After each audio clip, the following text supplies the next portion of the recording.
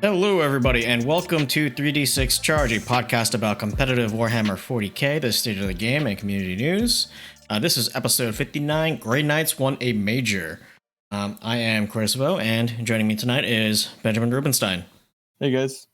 Hey, so yeah, like the title said, Grey Knights just got their book out seemingly like a month ago. Yeah, it has been a month because they got their FAQ, and they've already picked up a major win. It's a little bit of a, I'll be honest, kind of like a janky list, but it worked. So yeah, we'll talk about that in a little bit.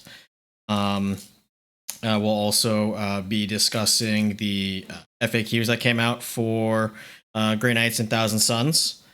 And before all that, let's start off with just have a quick recap of the test game that Benjamin and I had over the past week. Benjamin's getting ready for a GT that's coming up this weekend. He's bringing Thousand Suns, so he wanted to get some reps in against with his Thousand Suns. I wanted to get reps in against Thousand Suns, just to get matchup knowledge and to get more familiarity with my secondary army. Last week we talked about our test game where I played Death Guard and just couldn't do a goddamn thing against Thousand Suns because it's just nothing but mortal wounds, and that just cuts through Death Guard like butter. Yeah, that game was really rough. I didn't really feel like Death Guard had a chance. I certainly learned some about like where I wanted certain powers to be, because I was finding myself having turns where it's like, oh, I just like didn't get to cast powers this turn because I like put things in bad places. But I didn't really feel like I was pushed particularly hard in the actual game. No, I don't think you were either, and it was also like a suboptimal list for you too. So you were able to make changes from that game to this past test game that we had. Do you want to go over like what changes you made to the list, like why you did? Yeah, so for those of you who watched last episode, I literally ran the list that we built. So I switched up my cult to a Cult of Knowledge. Cult of Time was doing a cool thing with undeniable powers and reanimating Rubric Marines, but without reanimating Terminators, their cult power is not that impressive. And Cult of Knowledge just brings a lot of interesting tools to the table in terms of increasing firepower with the reroll ones to wound power, and then also consistency by giving us like your reroll ones to cast. So I swapped to Cult of Knowledge, and then I also cut the Mulith Vortex Beast for just like 5 more rubrics and 2 more Chaos Spawn. So that brought me to 4 5-man rubric squads, 2 Chaos Spawn, 2 Exalted Sorcerers on discs, 2 Terminator Sorcerers on foot, Armon on foot, and then a Vindicator, 3 Rhinos, 3 Halberds with multi-meltas and missiles, and a Zanger Shaman, who's actually the Warlord because he's doing all the action stuff. And that list felt pretty good. At the end of the game, Chris and I both kind of agreed that the 4th unit of Rubric Marines was certainly better than the Mulith Vortex Beast, but also like didn't really need to be Rubric Marines. Like it could have kind of just been anything. And the Chaos Spawn, we didn't feel like did anything, right? No, the Chaos Spawn didn't really do anything except get got. Now, yeah, they just like you have bolters in your list, and like bolters are actual garbage against everything in my army except for Chaos Spawn. Like, yeah, they only win them on 5s, but they just die. Like, they have AP for most of the game. Do you think there's room in your list for demon engines like Forge Fiends? Problem with the Forge Fiend is that it's more points than an Exalted Sorcerer on a disc. So then you turn off your to the last, which is really bad. Okay. No, this just came to me. I apologize. Forge Fiends, you can triple Ectoplasm Forge Fiends. If you put a Warp Flame Pistol on your Rahadi on a disc, he's exactly the same point cost. So you can do that. You could bring like Forge Fiends, and you could convince me that Forge Fiends are good, but only if I owned a Infernal Master to push all the Ectoplasm cannons to strength 8, which I don't. If I owned an Infernal Master, I'd certainly be thinking about running a Forge Fiends. Would you just be running like 1, 2, or all like maximum out of 3? Probably just 1. Just 1. But it's like really good long range firepower, and you can buff it defensively and offensively when it matters. Yeah. One of the I just thought of a new thing instead of that unit of those 4 that 4th squad of Rubric Marines you had that didn't really do anything except stand on objective. You could just totally just drop those and just have the Chaos Spawn like just sit on there. Just having the 2 squads of 1, they'd probably soak up quite a bit of firepower, or just not be worth shooting at because, and then you'd still get the same, overall strategic value that your rubrics were getting. Now you can spend those points somewhere else. Yeah, for sure. Yeah, like at the same time, it could just be like cultists, right? Like I just want something that's down the backfield objective that's sort of out of line of sight, because if I put Chaos Spawn there, like I'm assuming that my opponent just literally has nothing to hit them because Chaos Spawn died to a stiff breeze. They're 20 points, like it's fine. But any sort of like reasonable shooting power, they are toughness 5, so you can't just be like, oh, like 5 bolt guns, but like 10 bolt guns, 15 bolt guns, 5 bolt guns in rapid fire range, you start just like losing Chaos Spawn really fast. So Chris was kind enough to I have a Volkite Contemptor on the way, but it is not here yet. And Chris was kind enough to be like, well, you could just play mine at the GT. So I presumably when mine comes in, I'll be handing it to Chris. But he was kind enough to give me his. I've now slapped a bunch of Thousand Sun stuff on it, painting it up right now. So which is amusingly at the beginning of our episode, Kevin suggested a Volkite, and I went, well, I don't have one, but you're right, I do think that's the best bet. And well, here we are. Chris has been kind enough to let me use one, and it's very easily the strongest thing to replace those rubrics and Chaos Spawn with, because I just like want another vehicle threat, because that's kind of what my list is doing. Yeah, it's basically filling the role a Forge Fiend would play, except better. Yeah, well, better in some respects. I also downgraded one of my Terminator sorcerers. So the other thing I did is that in that game, I had one of my Exalted Sorcerers as the holder of the orrery. So he was the guy who was like escorting the Dreadnoughts and doing, the Eaglehorn's orrery thing. And realizing that, like, well, like the Dreadnoughts move 6 inches, and like so I'm just like wasting points on that disc. So instead, I'm putting the orrery on a normal foot sorcerer. So I'm downgrading one of my Terminator sorcerers to a foot sorcerer, giving him the orrery, which then frees up enough points to put Armon on a disc. So now all my HQs are on discs, because I did definitely feel a couple points in the game where Armon was just like not fast enough to be where I wanted them to be. So now I have 3 extremely fast, extremely powerful sorcerers, and then also a deep striking sorcerer who outputs an unbelievable amount of mortal wounds in the Witch Warrior Terminator.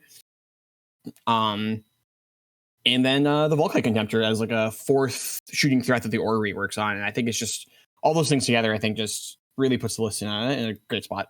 I'm pretty happy with how it's looking right now. Yeah, it's basically having like 2 shooting phases. It's just it really is. and it's not like you poured all of your points in the psychic and then you have like a weak actual shooting phase.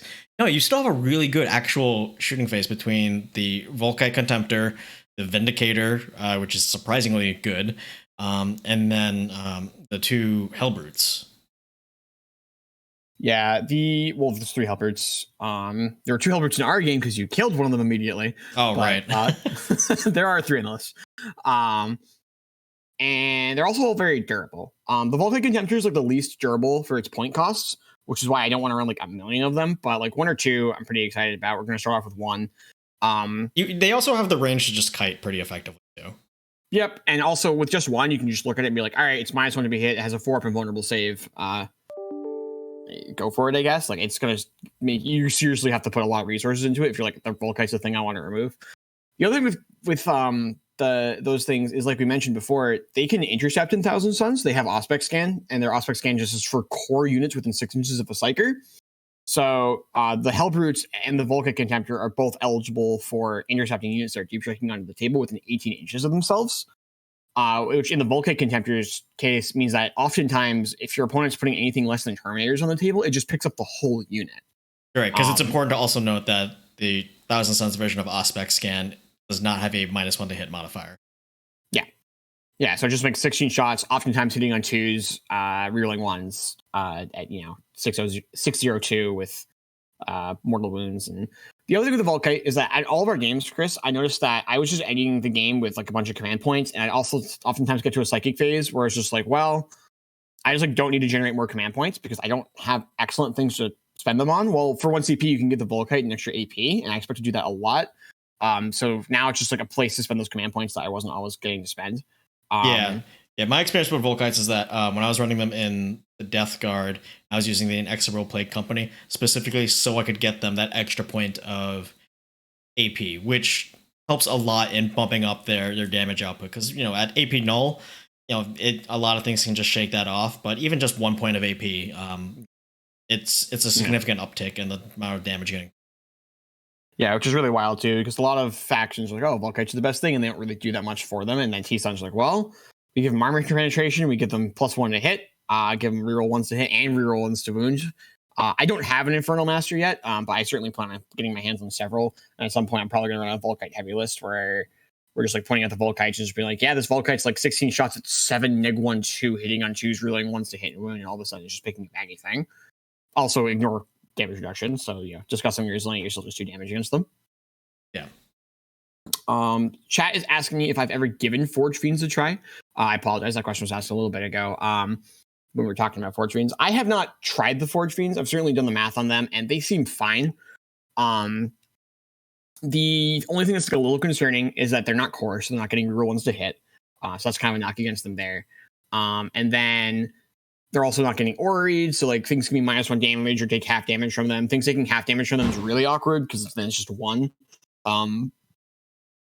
So that being said, though, they're not bad, right? Like D3 shots at 7 -3/3, which is oftentimes going to be 8 -3/3. Blast on D3 shots means like 6 dudes, and you squad of 6 or more guys, you're just making 9 attacks at 8 -3/3. Like there's clearly something there. I wouldn't be surprised if like a month from now I'm just like, yeah, we're putting a Forge Fiend in every list. The only thing that makes me like the other thing that makes me like a little quick question the Forge Fiend is that it's just not a Vindicator. Vindicators certainly don't have quite the firepower of a Forge Fiend, or they're way swingier. Forge Fiends hit harder and more consistently. Vindicators can just like truly whiff a shooting phase like nobody's business. So they have a tendency to either heinously overkill or just like do nothing. But they're so tanky. They have toughness 8, they're 11 wounds for 130 points. Like they're ridiculously tanky. 2 Vindicators is as many toughness, is actually the same defensive profile as an Imperial Knight. Right, it's toughness 8, 22 wounds, 3 up armor, 5 of vulnerable save, and it's half the point cost. Actually, half the point cost. And there are vulnerable save functions in melee. Like, obviously, it's not the firepower of an Imperial Knight, but it's like once you're like, oh, hang on, I could bring like 3 of them for the point cost of an Imperial Knight, and like a cheap Imperial Knight, like not one of the expensive ones. All of a sudden, like, well, that's like we've started to exceed the firepower. We're like approaching the firepower of an Imperial Knight. But also, we've like way exceeded the toughness of an Imperial Knight. And T-Suns, I mean, like your characters will do infinite damage as long as you keep them alive. So having a bunch of toughness 8 boxes to park things behind feels disgusting. Yeah. So I'm really happy with the Vindicator in the list. We'll see where if I decide I want to bring more or just like the one, or if I'm just happy with the one. I'm like very happy with Thousand Suns right now. The army feels really, really powerful. I'm excited for this GT. I'm also excited to play them more. Like it's just a fun army to play. I'm having fun playing them. Want to talk about these FAQs a little bit? Yeah. So I'll start with Thousand Suns. Let's start. Yeah, we're talking about T-Suns. So let's talk about. All right. So for the most part, it's a bunch of things that are not surprising. They changed the wording on the Capricious Crest a little bit. It doesn't change the actual effect. I guess there was just something. Oh, okay. So they've updated. So now you have to make this decision after you've done rerolls. And so the Capricious Crest is the Cult of Change relic that says after a psychic test has been made, you can turn one of your 1s into a 6, or if it's an opponent, you can turn a 6 into a 1. I guess the problem with that was like you'd be like, I'm going to use the Capricious Crest, and then your opponent could just be like command reroll and then just reroll the die. And now you can't do that. So sure, its intentional function hasn't actually changed. It's just I'm glad they've like worded it specifically. They fixed some stuff with Smokescreen, Conniving Plate. They've confirmed that you have to round up the number of attacks. Again, none of these things actually do anything. Prism of Echoes, they fixed the wording, which honestly, the old wording worked fine. There's just like a couple people who are like, well, maybe it means something else. Like, no, it just means this one thing. Infernal Masters, they've confirmed that the word A means the word 1. So your chaplain equivalent just does 1 power return at 90 points. That makes sense. They've made it clear that it's the Rubric Marine squad leader who knows the psychic powers, not the squad itself. Sure. People were also double dipping because it said and or for the disciplines. I see. Okay, sure. Hellbrutes lost malicious volleys as they have lost it in all of the other places in Chaos Space Marines. This only matters for melee Hellbrutes because those are the only ones that take rapid fire guns, and then they're melee, so they're trying to be on top of your opponent anyway. So this doesn't do very much, but like, sure, I guess it's a tiny nerf. They've excluded over. I apologize. No, they included it. They've included Overwatch in Fakecaster Great Bow. So if Zangor Enlightened fire Overwatch, they are hitting on 2s. That's very interesting. It's still terrible. Like, I'm sorry, that unit's just not good. Like, if you screen them for a charge, they're just going to shot to death. And like 6 of them is like, oh goodness, 110, 120 points. And then it's like, all right, well, it's like 6 hits with a gun that's 5-1-1. I don't know. They've confirmed Dilettante does give you an extra relic. That's kind of it. So up until now, like that's all just like stuff we knew. There's nothing in here that's like, oh, okay, that's new. I know this stuff's all old. There's one new thing, which is very interesting for T-Signs and it has potentially some implications for other places. So the hang on, where the oh goodness, I've completely lost it. The Warlord trait that allows you to set up in a different location. So after you deploy, the Cult of Scheming Warlord can redeploy D3 units. And it used to be you redeploy D3 units, you pick them up from the table, you put them back on the table, done. And now it says, well, hang on. If that unit has an alternate deployment mode, it can use it. So you could pick up Terminators and be like, all right, they're in Deep Strike now.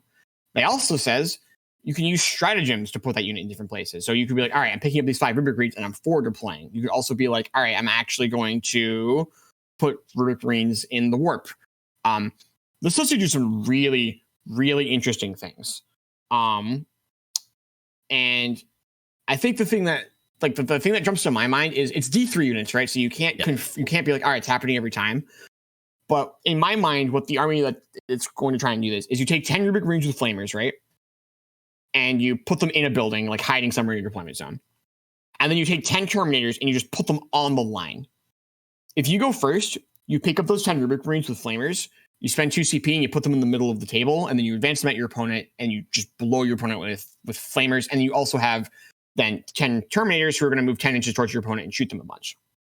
If you go second, well, those 10 Flamer guys are actually just hiding right now. And then you can pick up the Terminators and put them in Deep Strike, and your super aggressive deployment is actually completely fine because you were never in danger. And that's like, and it also dodges the D3 thing too, because you only ever need to pick up like one of those units. Yeah, that's exactly what my thought was. Like, if you ever, like, you basically have to assume you're going to roll a 1 because you can never be like, I'm going to roll a 2, and then you roll a 1. You're like, oh, here's 260 points of Rubric Marines with flamethrowers. Like, that's, you can't hand that kind of unit away. You just lose the game when you throw that sort of resource away and you get nothing back for it. So that's a big change for Thousand Suns. And then, do you think that this change is just for Thousand Suns, or do you think that they actually mean that, like, no, everyone who can redeploy is actually supposed to be able to use this? So I think that that's where their intent is going, like, especially for things like Phantasm or whatever, and like it is in the Craft Worlds Codex, or like when they rewrite those rules for those upcoming codexes, they will be writing it with that interaction in mind. But for this particular one, it explicitly says, like, when you're using the Master Misinformator trait, you can do this. This is going to be, I think this is going to be one of those things where it's kind of up to TO discretion, because you could go either way with this. Whereas, like, you could use this as like, hey, this is a precedent that GW set on this extremely similar, scenario. They just haven't explicitly spelled it out for one way or the other for this, Yeah, this really makes me think that this might be everything. Is it's in the FAQs section, not the errata section. Because if this was in the errata section, it's like, sure, fair enough, you're changing the wording of the ability. This is in the FAQ section, so they're not changing any wordings. They're just saying, with this wording, you are allowed to do that, and that's the same way everyone else's are worded.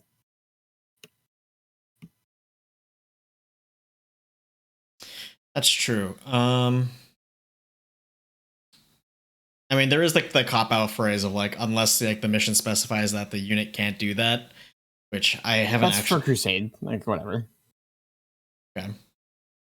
Because there's some Crusade missions that are like you can't forward deploy or whatever. Okay, well, if that's the case, then like, yeah, I would expect that to, at the very least, be how they're going to be handling that sort of role interaction going forward. All right. So yeah, that's the big one from Thousands One is that's a change to T-Suns that makes that cult kind of interesting. That cult's psychic power is very underwhelming. It's you can fall back and shoot. Like that's not bad, but there's another cult that can just teleport their guys around, which is way more interesting because if you teleport out of combat, you can still cast spells. You can also teleport yourself out of combat. Like, yeah, I don't know. There's a lot happening there. Yeah. I want to talk about the Grey Knights one. Yeah. Here's the Grey Knights FAQ. It's 4 paragraphs. Yes. Yep. Not much. Yep. It's. Do you want to go over it? Yeah. Let's see. The first one, empiric declamation. You can recite a litany that you know is clarifying the litany. It's clarifying that the word A means one. And people were really struggling with that. So here we are. A means one again. Still. Yep. Vortex of Doom. They're again clarifying that they're changing the text to say only the unit that you selected gets the additional mortal wound, not not the splash damage. There's a warlord trait where you can pick a unit to do extra mortal wounds with its powers, much like the old version of Thousand Suns Cult of Magic warlord trait, Yep. And they are saying that unlike Thousand Suns, which got to throw mortal wounds at everything, only your original target is taking extra mortal wounds. Thousand Suns, so good. And then here's the big one, Chris. What is the change to Tide of Convergence? A unit cannot suffer more than 6 mortals per phase as a result of Tide of Convergence. All right. So for those of you who don't know, Tide of Convergence, when they're in the Tide of Convergence, Psi weapons get a bonus, and Nemesis weapons get a bonus. Nemesis weapons are the melee ones. They do an extra mortal wound on 6s to wound in melee. Psi weapons, I want to say, are an extra 6 inches. Double. Are they? There's extra range. Is that what it is? Yeah, that's all it is. Okay, cool. I was going to attribute something to that, but it did not do. And that tide's very, very good. That's the tide that they're supposed to when they want to kill you. And capping this at 6 more wounds is interesting. How do you feel about that? I think it's pretty rough, and like this was the tide that like people like would build around. You hit the Tide of Convergence, and you're just throwing out a bunch of dice for your wound rolls and just fishing for 6s. I actually disagree. I think that this is fine because, like, I don't think this does very much at all. Like, 6 is a lot. 6 is an unbelievable number of mortal wounds. Because remember, it's 6s to wound, or in addition. So, like, not only are you taking 6 mortal wounds, you now have 6 AP3 saves at 2 damage each. Like, I can't imagine a unit surviving after getting hit, like, with that many wounds anyway. The other thing is that there's a litany that stacks with it for even more mortal wounds. There's actually an FAQ about that. So in the one FAQ is, if a unit is affected by both the Words of Power litany and the Tide of Convergence, how many mortal wounds are inflicted on an unmodified wound roll of 6 every time a model in that unit makes an attack with a Nemesis weapon? The answer is 2. That one's really weird too, because, well, hang on, you just limited the number of mortal wounds that Tide of Convergence can do. So when you say they take 2 mortal wounds, is that act like they just throw it together in the FAQ? But like, is that one from the Tide and one from the litany? Are they just like, the Tide does an additional one from the litany? Like, how are we calculating that now? Now, as written, I am fairly confident it's just you can do 6 from the Tide, but if you roll 8 6s, you'll be like, all right, the Tide does 6, so the first 6 do 2 for 12. And then the next 2 only trigger on the litany because the Tide's maxed out, so you'll do a total of 14 mortal wounds. Which kills anything. So this conversation almost doesn't matter. I think it more brings up the overall design philosophy that they have for rules like this moving forward, because we've seen this 6 mortal wounds cap like basically on everything that does additional mortal wounds. Right. So my question is, did they mean to have this litany just be counting towards the Tide of Convergence cap? Because if they did, then if you roll 3 6s, I take 6 mortal wounds, and then we're done. And if they didn't, you roll 6 6s, I take 12 mortal wounds, and my unit's dead. I think it's the second example because it explicitly says, as a result of this ability being Tide of Convergence, not the litany. I agree that's how it's currently written, but then that also sort of means that the Tide of Convergence thing almost doesn't matter because, like, they're taking all MSU anyway, so they're very rarely hitting 6, and then, like, the one unit that you want to do infinite mortal wounds on, they're just going to throw the litany on, and it's going to blow up whatever it touches. Like, I don't know. I feel like they were like, oh, this ability is problematic, and then they didn't fix it. They just, like, kind of threw some words at it, and I don't know that Grey Knights needed, like, significant FAQs, and now I want an FAQ for this. So, like, their FAQ is an FAQ, when before the book kind of just, like, felt fine. Yeah. All right. It's also kind of hard to figure out what the power level on T-Suns or Grey Knights are, so I'm glad that we haven't seen any, like, wild changes to the rules before we've even gotten our feet under them, which is good. Like, they've been good about not doing that. This one's weird though, right? Because, like, this is just a straight up nerf. They're just, like, actually altering words in the book to make them worse on purpose. Right. And, like, I don't know, like, Grey Knights, like, there was not a communal outcry when the Grey Knight book dropped. Like, it's not like, oh my goodness, this is broken. It's going to ruin the meta. There's a lot of head scratching. It's very complicated. It could be very strong. But, like, I'm not there yet. I don't think anyone's there yet. I'm like, we're breaking things. So this is just weird to me. I'm very confused by the Tide of Convergence cap. Yeah, I am too. Again, I think it just comes down to bringing it in line with the other changes that they've made. Wanna hop on and talk about that list? Yeah. So the Iron Halo Con went on over this past weekend. 5 rounds. Was it 5 rounds? 6 rounds. Over 100 players. So it's a major, and first place was Pure Grey Knights, which is an interesting list. And second and third place lists were Orcs. Those lists look exactly how you think that they're gonna look. It is a bunch of ramshackle Orc vehicles. They're very, very similar. Then so it begins. Yeah, so it begins. And then what was fourth place? Fourth place was they have it listed as Imperium Soup, which I was confused by because when you look at it, it's actually just Admech and then one Mechanicus Knight Castellan. So Knights can be loyal to the Mechanicus, but they don't have the Adeptus Mechanicus keyword, so they are technically Imperial Soup. That's correct. I want to talk about that list a little bit because I know a fair amount about Knights and Admech, and that list makes me happy. But can we go over this Grey Knights list? And I'm not super up on what all of the Grey Knight words mean. I'm vaguely familiar with the capabilities. I haven't really gotten a chance to play against them that much. So yeah. I'm kind of leaning on you for this one. What does this Grey Knight list do? Yeah, so let's talk about this Grey Knight list. So this Grey Knight list is 2 patrol detachments.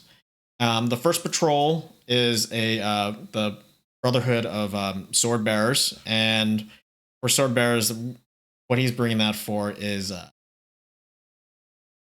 basically to probably pump up his shooting just a little bit, because there's a stratagem.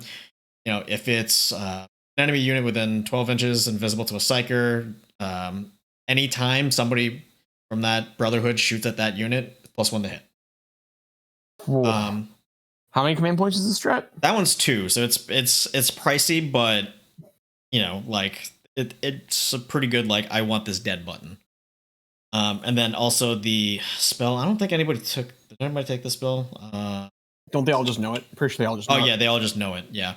So Empiric Lodestone. This is their Brotherhood specific spell. You pick an enemy unit within 18 inches of the psyker. You don't need line of sight. Each time a friendly vehicle makes a range attack against that unit, add +1 to the wound roll. Okay. This is why he took. Yes. This is why he took let me give you the Sword Bearers. The breakdown of yeah. That's why he took Sword Bearers, and that's why in this patrol detachment there are 3 Nemesis Dread Knights. This patrol detachment is the Grandmaster in Dread Knight, a Tech Marine, a Strike Squad, and then 2 more Dread Knights. All of these Dread Knights are equipped exactly the same. There's 2 more coming, by the way. But they all have the Dread Knight Teleporter, the Gatling Silencer, and the Heavy Psy Cannon. And a Greatsword. Yeah, and the Greatsword. And then we get to the second patrol. This is a Blades of Victory Brotherhood. Again, Tech Marine, Grandmaster Dread Knight. Oh, boy. And then another Dread Knight. Then we had a couple of Interceptor Squads and Strike Squads. They're 2 Strike Squads, 2 Interceptor Squads. The Blades of Victory, their stratagem is when you use when you finish a charge move with an infantry unit from them, it's the one where you roll a d6 for every model in the enemy unit. If you meet or exceed their toughness, that does a mortal wound. That one's whatever. Is it your unit? I thought it was your unit. No. Every model in your unit? Oh, every model in your unit, yes. Okay. All right, so that one's worded a little bit different from what it used to. There's Psychic Power. You re-roll charge rolls. Okay. And then, let's see. Did he... I can't remember if he... Wow, so this list is... The Warlord trait for Blades of Victory also is you pick a core unit, a Brotherhood core unit within 9 inches of your Warlord, and then that Warlord and unit can each make another normal move of up to 6 inches. What is this Warlord called? Vanguard Aggression. All right, yep, he took it. Yep. So a couple of things I just want to throw out there. I've always been wildly impressed and a little bit jealous of Grey Knight Tech Marines. I wish Thousand Sons could bring Tech Marines. And I'm frankly mad that Grey Knight Tech Marines are 80 points for a dude with a meltagun, a power weapon, and who's also a psyker. Like, what the heck? This unit's just like heinously efficient by itself. Yeah. It doesn't need to be healing and buffing vehicles, and it does those things too. Yeah, it does. It does those things too. You know, like at first when I looked at this, I was like, oh, this is just the utility pick. It's just a cheap HQ. And I was like, wait, no, he's taking patrols and Grandmasters. He doesn't need the cheap HQ. These are just good, like solid 80-point units that have a lot of utility. They heal the Dread Knights. They're another Psyker. They have a Meltagun. Yeah. If I could take a Psyker, a Psyker Tech Marine or Warp Smith for 80 points, I'd be doing that. Like, my goodness. Yeah. So this guy is basically coming at you with 5 Dread Knights, 2 of which are Grandmasters. For the uninitiated, a Dread Knight has 13 wounds, toughness 6, has a 2-up save and a 4-up invul. Are they 4-up invulns? Yes. Oh, they all can deep strike, but they also all have teleporter. As I had books. Oh yeah, instead of for 2 CP, anybody that has a teleporter, you just pick it up and then you put it down somewhere else. Can they walk out of combat with this? It says you have to when you're selected to make a normal move, so no. Okay. So you can't fall back and then use it. You have to be eligible to make a normal move. Okay. But that's a very good way of just zipping around the table. And these guys have 9-inch move too, so not even that. It's not like they're slow. And there's the Warlord trait to just fucking move another 6 inches for free. This list is nuts. It's like just all efficiency, all gas. There's very little here trying to score points, but there's not nothing. He's got 3 strike squads, 2 interceptor squads, so he's got 5 deep striking infantry squads that can go various places and try and do things to get points in. Actually, oh man, these interceptor squads are actually 10-mans. Yeah. So these interceptor squads are trying to. Interceptor squads could, by the way, still have the Grey Knight jump shoot jump strat or psychic power rather. So they're just cutting down infantry because that 10-man squad is 40 attacks because they all stormbolters, and they move 12 inches. They can go 12 inches, shoot, and then move 12 inches. So they're comfortably jumping out of the obscuring terrain every turn. Yep, and even if they weren't doing that, even the Dread Knights can mulch heavy infantry as well between the silencer and the psi cannon. The psi cannon's actually, it does all right against like vehicles too, being strength 8 -2 2 damage. You get 6 shots with it, hitting on 3s. If you're like Grandmaster, hitting on 2s. And also all of these Dread Knights, except for the character ones, are core. So they're probably hanging out with the Grandmasters too. So they're all rerolling ones to hit. I totally missed that. Okay. I did not realize your Knights were core. Yeah. My goodness. Why is the baby carrier core? Oh, I don't know, but this guy loves it. I mean, yeah, clearly. This list is excellent. Yeah. That Blades of Victory patrol. That Grandmaster can just basically zip him and his Dread Knight buddy along like a total of 15 inches every movement phase, and having just made a normal move, so they can still do everything that they need to. What's this guy's name? Who won the GT? This guy's name is Ben Sherwin. All right. Yeah, so congratulations to him for winning the GT. This list is sick. Super innovative. And I know it's just spam, right? Like everyone's like, oh, spam. But it's spam in a really innovative way. He's chosen to bring some interesting tools in here. I know a lot of people sort of just like wrote off like the normal Dread Knight, and everyone's like, oh, you just always put them in Grandmasters because Grandmasters are interesting and the normal ones are but I think he just looked at 180 points and was just like, this is worth 180 points. And I don't disagree with him, especially now that it's won a GT. So not only is it like an innovative list, like I'm looking at this and I'm looking at the rules and I'm like, this list just seems really fun to play. Oh yeah, this list looks like an absolute blast to play. Like I want to play this list. Like if you're like you have to play Grey Knights, I'm like, all right, well, I'm buying 6 Dread Knights. You can't stop me. Like I have a friend from college that like had like a huge Grey Knight army, and like I had like a bad falling out with him, and like I kind of want to call him up now because he only lives like in Norton, so I want to call him, and I was like, hey, do you have like some Dread Knights that I can borrow? Also, sorry for like the reason we fell out like 10 years ago, but Dread Knights.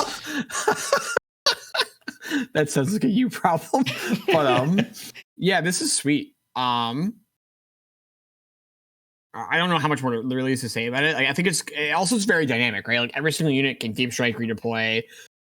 Things are very fast. Like this is not a slow army. It feels kind of similar to my T-Sun's list, with the exception of my T-Sun's list is a very shooting heavy threat, and there's some shooting in here. But this is primarily a melee list. This is primarily just like throwing huge melee monsters at you. Yeah, this list, like, not only is it like trying to impose its will on you, by just like these 5 Dread Knights running at you, backed up by Tech Marines and the Warlords in there. It also has like the mobility and agileness to respond to somebody else trying to impose their will on the game state as well, which is a problem that, as a melee centric army, like you can find yourself like, oh, I'm gonna charge at the dudes, okay, but this other dude's just gonna run away, and then he's gonna go for this objective over here, and then melee dudes, gotta walk. It can be a problem. He doesn't care. Everybody has a teleporter. Yeah, this is sweet. Yeah, I really love this list. It, yeah, it looked like a blast. Let's see. And then let's talk about the AdMech list. Yeah, you want to throw that my way? Yeah, so throw it up on the screen. So this was Tim Royers. Yep, Tim Royers from the Outlanders team. So we know AdMech's dumb. Like it has some really silly things going on, but it's cool to see like the innovation of like, well, let's just bring in Castellan and get 4th place. So we've got Marshall with Exemplar's Eternity, as you basically always do these days. He gives people fall back and shoot. 2 Manipuli, fair enough. A low guy and a mad guy. Let's see, what is this? 20 Rangers, 20 Rangers, 10 Rangers, 10 Vanguard, 2 Servitors, 5, 10 Infiltrators, and then a 7-man Ruststalker unit. That's 7 interesting. 7 Ruststalkers. I guess just that is where we're at our points right there in that unit. two 2-man squads of Iron Striders with las cannons. So that's 4 las cannons, chicken walkers, and then our Knight Castellan, which is of course House Raven, with Ion Bulwark, and that is it. No relics. So no. No, he took Call's Wrath. Did he? Yeah. Am I just not reading correctly? I'm just not reading correctly. Call's Wrath is there. What Forge World was he? I totally didn't read it. I'm used to not reading Forge World because I just assume he was Mars. Okay, he was Mars. Yeah. Okay, cool. Yeah, this list is really good, really, really good. So what's the interaction between Admech and this Raven Castellan? Yeah, Knight of the Cog is absurd now because you just get you get to be the new Canicles, and the new Canicles are ridiculous. Like, you just be like, all right, turn 1, my Knight has 2 up armor. Turn 2 is rerolling a hit, a wounded, and damage every turn. Like, turn 3 is charging on 3d6. Yeah, it's really, really good. That Knight Castellan is doing an unbelievable amount of work, and I suspect it's anything that the Rangers aren't picking up, the Castellan is just blasting off the table. And it's a really good combination of units because the Rangers are basically the best anti-infantry firepower you can possibly get, and the Castellan is the best anti-tank firepower you can get. I imagine that every time he went first, his opponents felt like they never had a chance. I mean, that's usually how it went when Castellans were walking around. Yeah. And it's also kind of neat that he went with Ion Bulwark because the new hotness is, of course, Cold Eradication. But I think he just didn't have the command points to support also sometimes having to rotate Ion Shields. So he just went with the safer pick of Ion Bulwark, which is fair enough. The Castellan does enough damage. And because of all the ridiculous shooting he took in the Admech part of his list, he doesn't need to rely on the Castellan to do all of his damage for him. The Castellan is just like another tool that he uses to apply damage to his opponent. That list is so much firepower. Like, my goodness, that's a really, really scary thing to look at. I think a lot of people would be in a lot of trouble if they had to fight against that. Yeah, I'd agree with that because, like, the way I look at it is like either you go second and then you probably lose, or you go first and then you really hope that you don't make a mistake after that. Because the second you make a mistake, you misposition something, you're going to get punished really hard. For sure.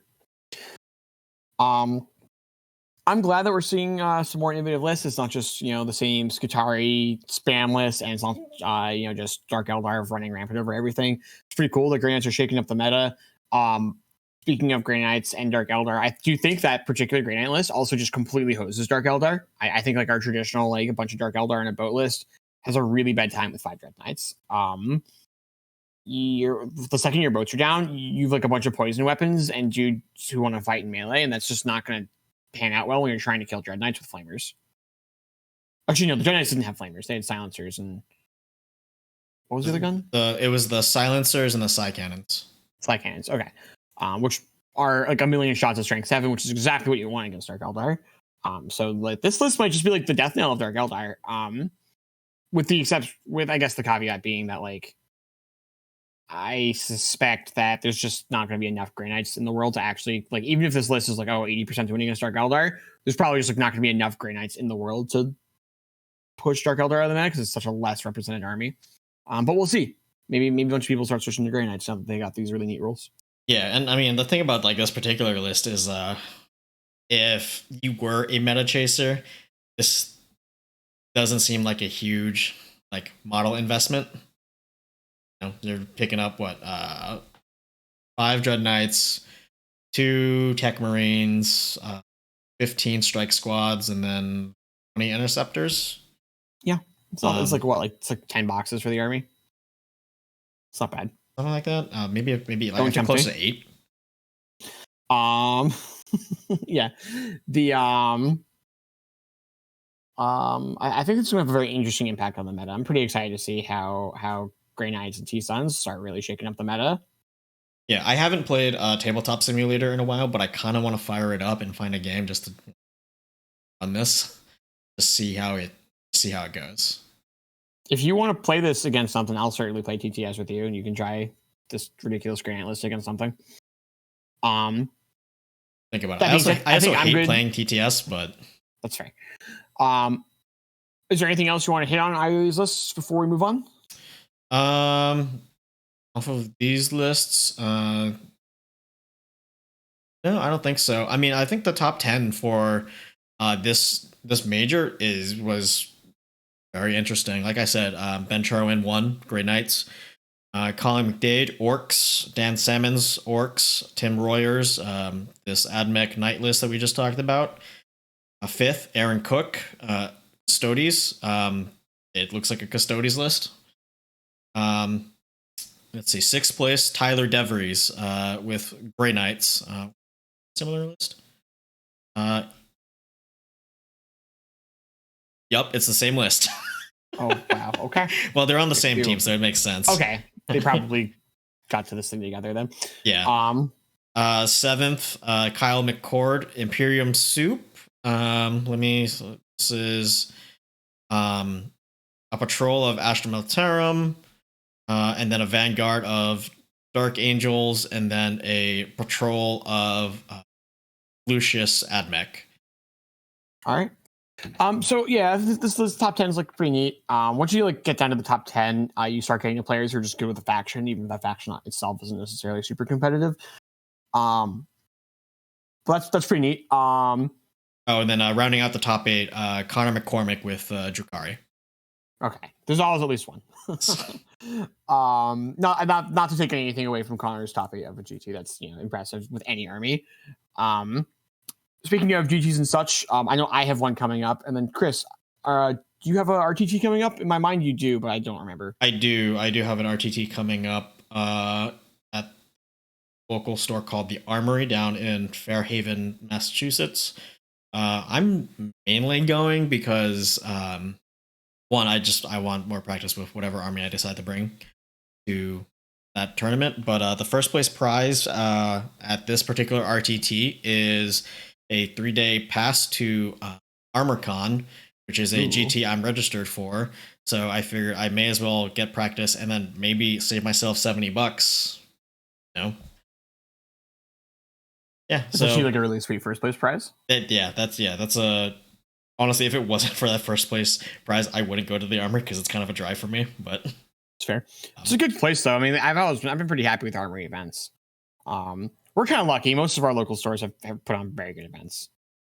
Yeah, and the ones that where conditions at the event maybe not have been optimal, it's usually not on the TO. It's not an organizational thing. It's things like they're just not being like enough terrain because it's like this place like first event in a while, or